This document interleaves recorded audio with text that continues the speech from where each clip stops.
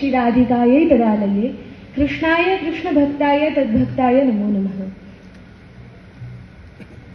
कालिदास ने अपने ग्रंथों में आतंक का उन्मूलन किया। यह जो बात है, कई प्रकार के ग्रंथ संस्कृत साहित्य में लिखे गए हैं, लेकिन कालिदास की शैली पर यदि विचार किया जाए तो कालिदास की शैली श्रृंगार रस का वर्णन अधिक करने वाली है। सबसे पहले आतंक शब्द के यदि शब्दार्थिक विवेचन किया जाए तो आतंक यह शब्द किस अर्थ में प्रयुक्त होता है इसको जानना आवश्यक है। आतंक शब्द की निष्पत्ति दो प्रकार से संस्कृत व्याकरण के अनुसार है। सर्वप्रथम तो आ उपसर्ग पूर्वक तंच प्रत्यय से घय, तंच धातु से घय प्रत्यय पूर्वक यह आतंक शब्द निष्पन्न होता है। और दूसरी जो इसकी निष्पत्ति बताई गई है वह है आंग उपसर्ग पूर्वक तकी धातु से घय प्रत्यय करके यह आतंक शब्द निष्पन्न होता है, जिसका यौगिक अर्थ तो यह है कि रोग, भय, वेदना इत्यादि इत्यादि अर्थ इस आतंक शब्द के हैं।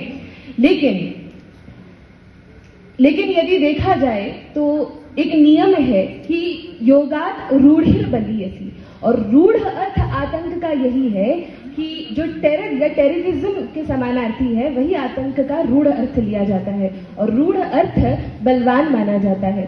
तो पहली बात तो यह है कि आतंक से हम ये टेरर वाला या टेररिज्म वाला ही अर्थ लेंगे। अन्य जो अर्थ है कि समाज में या हृदय में जो विकार है, काम क्रोध आदि विकार है, उनका उन्मूलन किया गया, ये सारे अर्थ आतंक से नहीं लिए जा सकते, क्योंकि तत्कालीन समाज में आतंक का यह अर्थ था ही नहीं। एक और बात यह है कि कवि जब अपनी कविता लिखता है या काव्य लिखता है, अपना साहित्य लिखता है, तो तत्कालीन समाज को प्रदर्शित करता है, तत्कालीन समाज का प्रतिनिधित्व वह कवि अपने साहित्य में करता है। और कालिदास के यदि समय को भी देखा जाए तो उस समय आतंकवाद की कोई विचारधारा या कहीं आतंकवाद फैला हुआ है, कोई युद्ध आक्रमण, इस प्रकार का हमें साक्ष्य मिलता नहीं है। इसलिए यही निर्णय किया जा सकता है कि आतंक का वर्णन कालिदास के साहित्य में नहीं है। आम है, और कोई तुलना करे आम और सेब में, आम अच्छा है कि सेब, तो इनकी तुलना नहीं की जा सकती। आम आम है और सेब सेब है, दोनों के अलग अलग स्वाद है और दोनों के चाहने वाले अलग अलग प्रकार के हैं। इसी प्रकार से कालिदास उपमा के लिए विख्यात है, उपमा कालिदासस्य। लेकिन आप कहें कि वे क्रांतिकारी बनकर और यह भी वर्णन करें कि उन्होंने आतंक का उन्मूलन किया, तो यह बात ठीक जान नहीं पड़ती।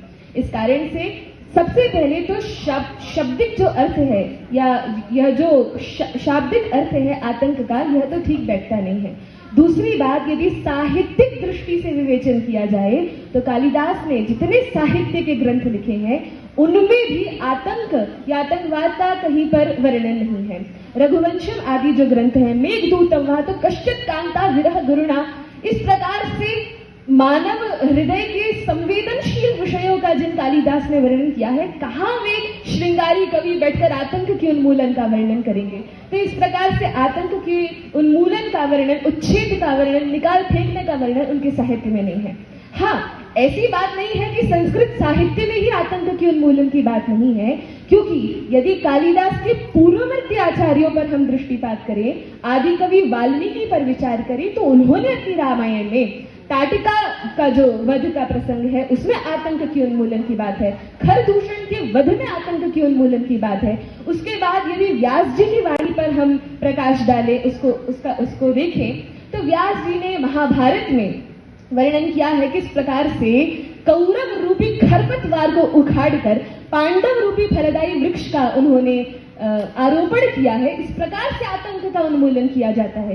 किस प्रकार से श्रीमद् भागवत में जो कालिया के मद का मर्दन किया है, जिस प्रकार से पूतना का उद्धार किया है, जिस प्रकार से अघासुर, बकासुर, अरिष्टासुर, इन सभी असुरों का वध किया है और कंस का उद्धार किया है, तब भगवान श्री कृष्ण ने, उस श्रीमद् भागवतम के नायक ने वास्तव में आतंक का उच्छेद किया है, आतंक का उन्मूलन किया है।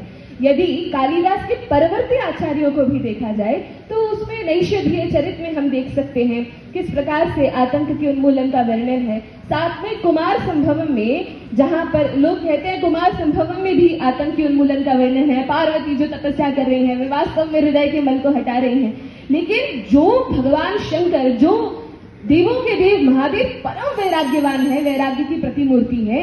वे भगवान शंकर भी, उनको भी इस प्रकार का नायक दिखा दिया कि वे बड़े श्रृंगारी कवि हैं। तो इस प्रकार से कालिदास के साहित्य में आतंक की कोई बात नहीं है। यही कहकर मैं अपनी वाणी को विराम देती हूँ। जयतु संस्कृत, जयतु भारत।